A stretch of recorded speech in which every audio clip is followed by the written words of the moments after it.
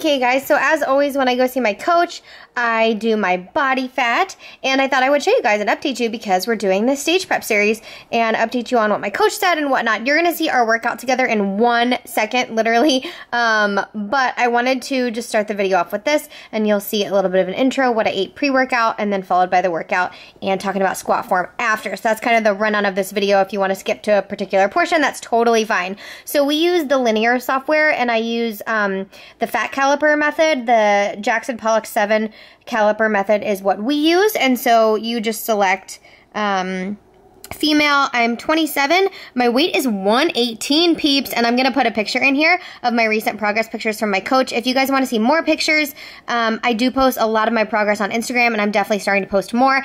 That picture that I just showed you, 118 was in the red, and I am my heaviest weight, 118. I haven't weighed that in about 2 years, which is funny to me because I feel like I really am looking my best and feeling like I'm putting on a lot of muscle. So we did my body fat about 4 weeks ago, and it was right around 14.5. And so you put in your age and your weight, and then you do your pinches. So we do chest, abdominal, thigh, tricep, subscapular, suprailiac, and mid-axillary pinches. And then from that, it calculates your total body fat. Now, you can also use bod pods and things like that. The ones that you stand on are not as accurate as this method, but the bod pod is more accurate than this method. So, and there are like water displacement tests and things like that that are really good as well. This is the easiest one to do with my coach. And because we're doing the same pinches, we can monitor the areas of the body where we're pinching and that body fat. So it works really well. I'm a big fan of this method. It seems to be pretty true. Although I do plan to go get a bod pod eventually. So these were my results. If you can see my body composition here, my body fat is 15%, almost even, 15.06. My pounds of body fat are 17, and my lean body fat is 100.23. And then you see the little chart. Essential fat in women is 10 to 12, and athletes is 14 to 20. So that's where I am, and we're aiming for about 1% down a month while still managing to put on some lean muscle mass. That is what my coach wants me to do, and those are my results, and I'm really happy with them. 15 is really comfortable for me. I'm very happy at that body fat percentage. And so yeah, if you have a gym that can do body fat tests based on caliper pinches, they do have a 3 caliper pinch. You can see here, there's like a 3, there's a 4, and then there are all these other methods. I do recommend the 7. So if your gym normally does the 3 or the 4, if you could ask them if they can do the 7, that's how you're going to get the most accurate body fat testing with the fat caliper. So those are my results, you guys, and then here's the rest of the video. Baby, we were born with fire and gold in our eyes, with fire and gold in our eyes. Hey guys, so it's about 7:15 in the morning. Toby says good morning. I'm getting ready to go work out with my coach Andrew. It's February 1st. It is Monday, February 1st. We work out Mondays at 7:45. And I'm going to have a little snack before I go, so I wanted to show you guys what that was. I don't like to eat a lot before I work out. I'm like really weird about eating before I work out because I just like don't work out well on a full stomach. But I'll feel really sick if I don't work out before this workout. So I'm going to show you, it's a combination of like a carb, a sugar, and protein a little bit. Toby, stop. So yeah, let's go see what it is. This is my whole grain light Thomas English muffin with 1/3 fat Philadelphia cream cheese and Smucker's low sugar strawberry jelly. And that's it. I just toast it a little bit and put it on there. And that is what I'm gonna eat pre-workout. Standard barbell squat. She's going a little bit heavier. This is her 3rd set. So unlike everyone else's preconceived notion that you have to go ass to grass, she's doing this correct. To the point where all the relief and tension is avoided. So if she goes a little bit lower than that, the quads, the tension on the quads is completely released, and the knee is the leveraging component. So then it becomes a knee movement. There's no bounce in this movement, so she's controlling the weight. Slight squeeze at the peak.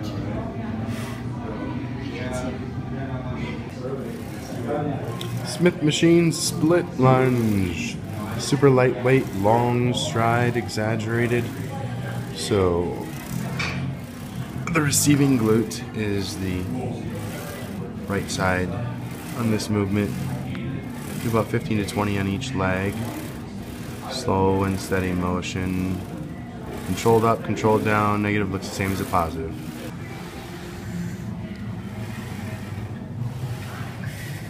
Heavier Smith machine. This is a 7% slant Smith. So it kind of forces the tension already, right from the beginning. She's using a platform to raise. And then these red stoppers for the reference point and distance. She's going a little bit heavier. Big squeeze.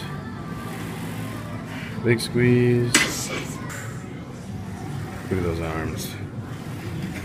The second set of the stiff Smith machine stiff like that. Again, a little bit heavier.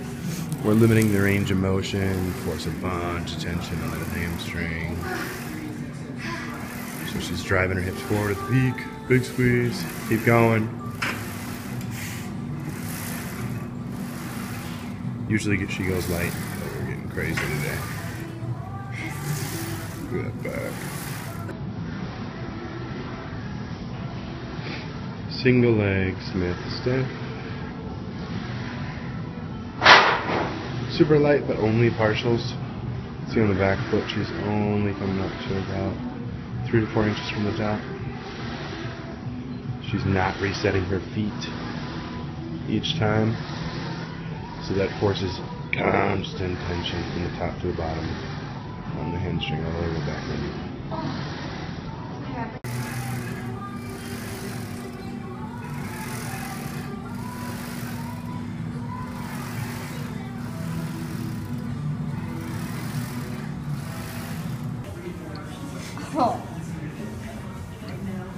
Low back hamstring curl with a resistance band. This is a lighter resistance band.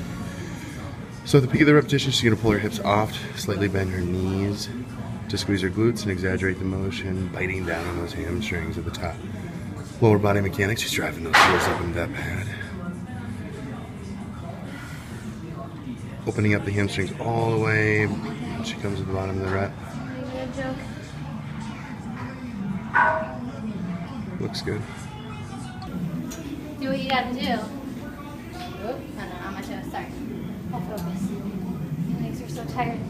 I can't focus. Pulling machine.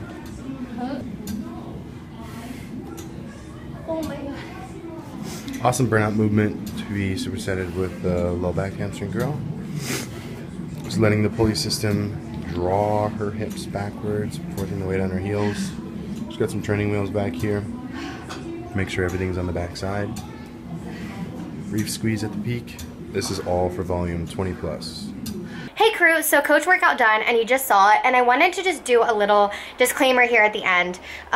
So a lot of you guys see different squat forms kind of all over the internet, and I don't want to say, like, I'm not even talking about anybody in particular, but you hear a lot of things about squat form, like ass to the grass squats, and people like slightly below parallel, to parallel, and whatnot. And my coach and I talked an absolute ton about squat form today because I'm an ACE certified personal trainer, I'm a fitness nutrition specialist and a weight management specialist, and have been squatting, not like crazy heavy, but doing squats for like 10 years, probably longer than that. And I have stuck pretty much with the same form. I've never like messed with my form. It works for me.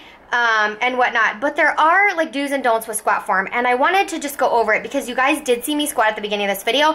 So I was talking to my coach Andrew, who you just heard voice everything over, about squat form, and I just said, you know, I don't get lower than parallel, like right at parallel, maybe a little below parallel sometimes, but barely, because I will tell you, I can literally feel my knees taking over the movement when I get too low. And so when I feel my knees try to take over, I come back up.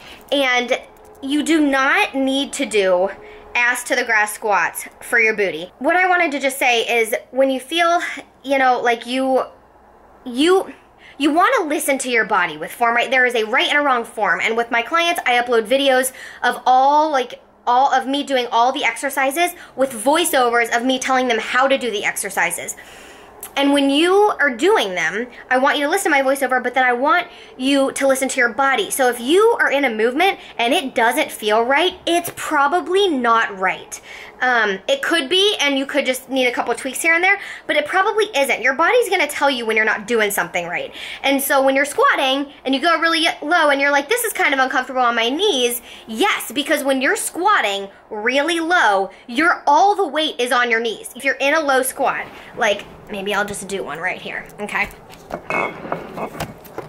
Okay, so if you're in a squat right here, if I touch my quads, I can feel every part of my quad firing. If I touch my hamstrings, I can feel my hamstrings firing. When I come here, nothing is activated, right?